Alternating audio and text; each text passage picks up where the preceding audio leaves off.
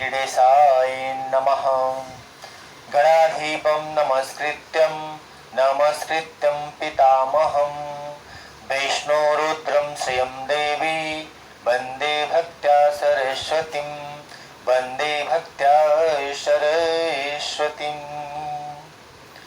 जो इच्छा रखहु मन माही प्रभु प्रसाद कछ दुर्लभ नहीं। जो मनोकामना से आप भगवान की जो है भक्ति करेंगे, भगवान की कृपा हो जाएगी तो कुछ भी जो है आपके लिए दुर्लभ नहीं रह जाएगा। उसी कड़ी में जो है श्री सत्यनारायण व्रत कथा का आज चौथा अध्याय में आप लोगों को लेकर के आया हूँ और आप लोग जो है भगवान की कथा को पूरी भक्ति श्रद्धा से जो है श्रवण करिए, अपने कष्टों से मुक्ति पाइए, अपने जीवन को मंगलमय बनाइए। जय श्री राधे, जय श्री कृष्णा, जय श्री नारायण। चतुर्थोध्याय अष्टभाषा तथा भगवान के प्रसाद की अवहेलना का परिणाम। श्रुतवाच यात्रां तो कृतवान् साधु मंगलान् पूर्विकां ब्राह्मणेभ्यो धनं दत्त्वा तातु नगरं वे यद्दूरे गतः साधु सत्यनारायणं प्रभु जिज्ञासां कृतवान् साधु किमस्थितो नोस्थितं ततो महाजनमुत्तरशिल्या च प्रश्वेततं पृच्छसि बोधनिर्मुद्राणे तु किमिच्छसि लतापत्रातिकं च वर्तितडो मम निष्ठुरं च वच श्रुत्वा सत्यं भवतु देव च एवं मुक्त्वा कदं शीघ्रदण्डितस्य समीपतः कियद्दूरे ततो गत्वा सिन्धु समीपतः सूर्य महाराज कहते हैं कि वही साधु बनिया व्यापारी जो है अपने दामाद के साथ बहुत सारा धन राजा से प्राप्त कर अपने नाव पे रख करके जो है अपने नगर की ओर चल पड़ा। भगवान नारायण के मन में जिज्ञासा हुई, इच्छा हुई कि क्यों न इनका परीक्षा लिया जाए कि इनके अंदर अब सत्यता आया हुआ है कि नहीं आया हुआ है। यही विचार करके भगवान नारायण एक दंडी साधु सन्यासी का वेश बना करके और उन बनिया व्यापारी के पास आते हैं और पूछते हैं कि हे नाविक, तुम्हारे नाव में, हे साहूकार, तुम्हारे नाव में क्या रखा हुआ है। बनिया व्यापारी जो है धन के मद में घमंड में चूर होकर के अवहेलना पूर्वक तिरस्कार पूर्वक हंसते हुए कहते हैं कि हे दंडी, हे साधु, हे सन्यासी, आप सन्यास आश्रम में भले चले आए हो लेकिन आपका धन से अभी मोह माया समाप्त नहीं हुई है। लगता है आपको कोई धन चाहिए तो हमसे धन मांगो, हमारे नाव में तो घास फूस भरी हुई है, उसी लेकर आप क्या करोगे। ऐसी मिथ्या वचन को सुन करके भगवान कहते हैं तथास्तु ऐसा ही हो जाए और कहते कुछ दूरी पे जाके अपने धूनी रमा के बैठ जाते हैं। नित्य कर्म से निवृत्त होकर के जब दोनों बनिया व्यापारी वापिस अपनी नाव पे आते हैं तो क्या देखते हैं, जिस नाव में सोना चांदी मोती माड़े के हीरे जवाहर भरे हुए थे उसमें तो घास और फूस भर गया। घास फूस देख करके दोनों बनिया व्यापारी मूर्छित हो जाते हैं और जब उनकी मूर्छा समाप्त होती है वह दौड़ते भागते गिरते पड़ते साधु सन्यासी रूपी नारायण के चरण में गिर करके जो है चरणों को पकड़ करके दंडवत प्रणाम करते हैं, विनती करते हैं, प्रार्थना करते हैं और क्या कहते हैं, हे मेरे गुरुदेव करुणा सिंधु करुणा कीजिए, धम्मासीन शरण अब शरण में लीजिए। हे मेरे गुरुदेव करुणा सिंधु करुणा कीजिए, धम्मासीन शरण अब शरण में लीजिए। मैं भव सिंधु की मझधार में आसरा है दूसरा कोई नहीं इस संसार में। मुझ में है जप तपन साधन और नहीं कुछ ज्ञान है, अज्ञानता है एक बाकी और बस अभिमान है। पाप बोझ से लदी ने भंवर में है जा रही, नाथ दौड़ो अब बचाओ जल्द डूबी जा रही। आप भी यदि छोड़ देंगे फिर कहाँ जाऊंगा मैं, भव सिंधु से नाव कैसे पार कर पाऊंगा मैं, भव सिंधु से नाव कैसे पार कर पाऊंगा मैं। सब जगह मंजिल भटक कर फिर शरण ली आपकी, पार करना या न करना दोनों मर्जी आपकी, पार करना या न करना दोनों मर्जी आपकी। हे मेरे गुरुदेव करुणा सिंधु करुणा कीजिए, धम आसीन शरण अब शरण में लीजिए। धम आसीन शरण अब शरण में लीजिए, धम आसीन शरण अब शरण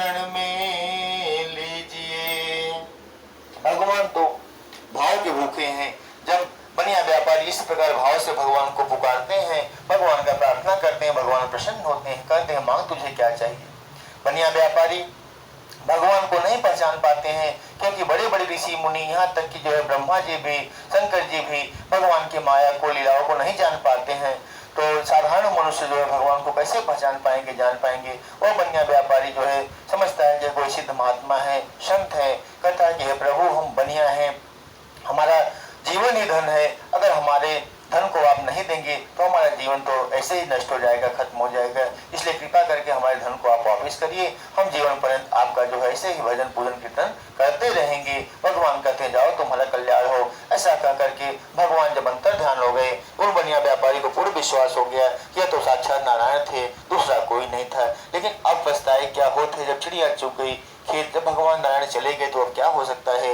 लेकिन एक वस्तु वहां पे उपस्थित थी अभी भी, भगवान के चरणों का रज, भगवान के चरणों को धूली, उसे अपने बनिया व्यापारी अपने मस्तक के माथे पर लगाते हैं और भगवान का गुणगान करते हैं। क्या कहते हैं, श्यामा तेरे चरणों की राधे तेरे चरणों की, गर धूल भी मिल जाए, यदि धूल भी मिल जाए, सच कहता हूँ श्यामा, सच कहता हूँ श्यामा, तकदीर सवर जाए, श्यामा तेरे चरणों की, राधे तेरे चरणों की, यदि धूल भी मिल जाए, यदि धूल भी मिल जाए, सच कहता हूँ श्यामा, सच कहता हूँ श्यामा, तकदीर सवर जाए, श्यामा तेरे चरणों की, राधे तेरे चरणों की। मेरा मन बड़ा चंचल है, कैसे इसे समझाऊं, मेरा मन बड़ा चंचल है, कैसे इसे समझाऊं, जितना इसे समझाऊं, जितना इसे समझाऊं, उतना ही मचलता है, श्यामा तेरे चरणों की, राधे तेरे चरणों की, गर धूल भी मिल जाए, सच कहता हूँ श्यामा, सच कहता हूँ श्यामा, तकदीर सवर जाए, राधे तेरे चरणों की, श्यामा तेरे चरणों की। इस प्रकार जो है भजन भाव करते हुए बनिया व्यापारी अपने नगर की ओर प्रस्थान करते हैं। नगर को पहुंच करके अपने धन के रक्षक दूत को घर भेजते हैं। दूत घर जाकर के यह समाचार माँ और पुत्री को बतलाता है कि सेठ जी बहुत सारे धन धान्य के साथ नगर में प्रवेश करने वाले हैं। यह समाचार जब माँ बेटी को प्राप्त होता है, दोनों भगवान सत्यदेव का उत्तम व्रत पूजन कर रही थी। माँ अपने पुत्री से कहती है कि हे बेटी, मैं तुम्हारे पिता का दर्शन करने के लिए जा रही हूँ, तुम भी अति शीघ्र आ जाना। बहुत दिनों से पिता और पति का दर्शन न कर पाने की वजह से कन्या कलावती का मन भी पूजन में नहीं लगता है। वो भगवान के पूजन को आधा अधूरा कर भगवान के प्रसाद को छोड़ करके नदी के तट पे अपने पिता और पति का दर्शन करने के लिए चली जाती है। भगवान नारायण रुष्ट हो जाते हैं। नौका समेत जो है कन्या कलावती के पति को जल में डुबो देते हैं। यह समाचार सुनकर कन्या कलावती मूर्छित हो जाती है। जब उसे होश आता है तो अपने माँ पिताजी से कहती है कि चिता का निर्माण कराइए, मैं भी सती हो जाऊंगी, जीवित नहीं रहूंगी। एक लौटी संतान के मुखीन वचनों को सुन करके उसके माँ पिताजी रोने लगते हैं, विलाप करने लगते हैं, ये भगवान करने लगते हैं, भगवान की दुहाई देने लगते हैं। तभी आकाशवाणी होती है। आकाशवाणी कहती है कि साधु बनिया व्यापारी, तुम्हारी पुत्री भगवान सत्यदेव को रुष्ट करके आई है। पुनः जाकर के भगवान के चरणों में क्षमा प्रार्थना करे तो अवश्य ही अपने पति को प्राप्त करेगी। कन्या कलावती आकाशवाणी को सुनकर के दौड़ते भागते गिरते पड़ते अपने घर पहुंचती और भगवान के चरणों में गिर के दंडोत प्रणाम करती है, विनती करती है, प्रार्थना करती है। क्या कहती है? जब सौंप दिया सब भार तुम्हें, फिर मारो या तारो कहे हम क्या। जब सौंप दिया सब भार तुम्हें, फिर मारो या तारो कहे हम क्या। अब आप ही नाथ विचार करो, अब आप ही स्वामी विचार करो। हम दीन दुखी को सहारा है, क्या मझधार मिला के डुबाओ हमें, चाहे पार लगाओ किनारे पिला। हम तेरे रहेंगे सदा, हम तेरे रहेंगे सदा। अब और किसी को पुकारेंगे क्या, हम तेरे रहेंगे सदा।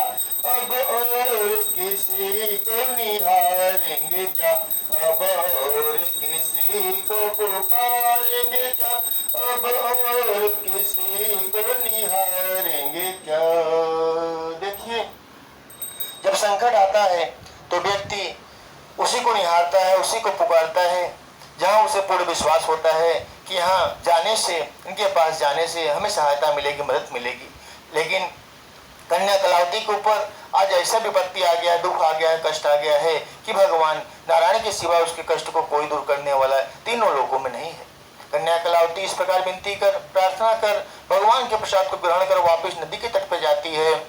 नौका समेत अपने पति को पाती है, सब परिवार घर वापिस आती है। भगवान के प्रसाद को सभी लोग ग्रहण करते हैं और जब तक इस मृत्यु लोक पे जीवित रहते हैं, प्रत्येक महीने के पूर्णिमा को, मकर संक्रांति तिथि त्योहारों पे भगवान सत्यनारायण का उत्तम व्रत पूजन करते हुए सभी सुख को भोग करके जब उनका अंत काल आता है तो भगवान के धाम वैकुंठ लोक को चले जाते हैं।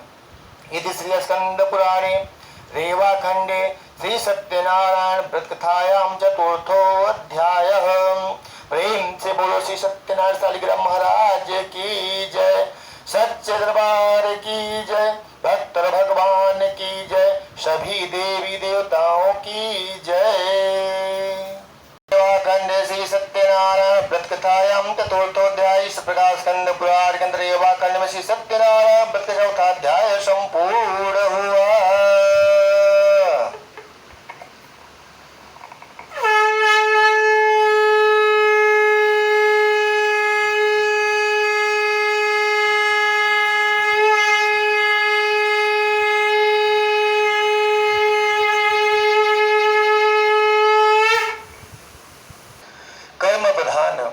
विश्व करी राखा, जो जस करहि तस फल चाखा। गोस्वामी तुलसीदास जी रामचरितमानस में लिखे हैं कि कर्म प्रधान है। अगर हम कर्म करेंगे तो ऐसा कुछ भी नहीं है जो कि हमें सुलभ न हो, प्राप्त न हो। लेकिन रामचरितमानस में गोस्वामी तुलसीदास ने इसके विरोधाभास में भी लिखा है कि वही है वही जो राम रचि राखा, को कर तर्क बढ़ावई शाखा। दोनों विरोधाभास है। यहाँ पे वो बोल रहे हैं कि वही होगा जो प्रभु श्री हरि नारायण राम जी चाहेंगे और ज़्यादा तर्क वितर्क करने से कुछ लाभ होने वाला नहीं है। लेकिन हमें देखिए इन दोनों वचनों को याद रखना चाहिए। जब हम सुबह सो करके उठते हैं प्रातःकाल तो हमें अपने कर्म पे ध्यान देना चाहिए। कर्म प्रधान विश्व करी राखा, दिन भर हमें अपना कर्म करना चाहिए। सायंकाल जब कर्म करने के उपरांत भी हमें मनोवांछित फल की प्राप्ति न हो तब हमें जो है गोस्वामी तुलसीदास जी के दूसरे चौपाई को जो है याद रखना चाहिए। वो क्या है? राम रचि राखा। ऐसा याद करके जो है भगवान के चरणों में नमस्कार करके हमें जो है सो जाना चाहिए कि प्रभु जी की जो इच्छा होगी वो होगी। और ऐसा अगर आप करेंगे तो आपको जो है कभी जीवन में जो है कोई तकलीफ, कष्ट, दुख नहीं आएगा। भगवान आपके ऊपर पूरा ध्यान देंगे। इन्हीं जो है मंगल वचनों के साथ, मंगल कामनाओं के साथ पंडित मणिभूषण मिश्र चांडिल्य का जो है सिया राम में सारे जगत को, संसार को जान करके आप सभी के चरणों में सादर नमन, नमस्कार। जय श्री राधे, जय श्री कृष्ण, जय श्री नारायण।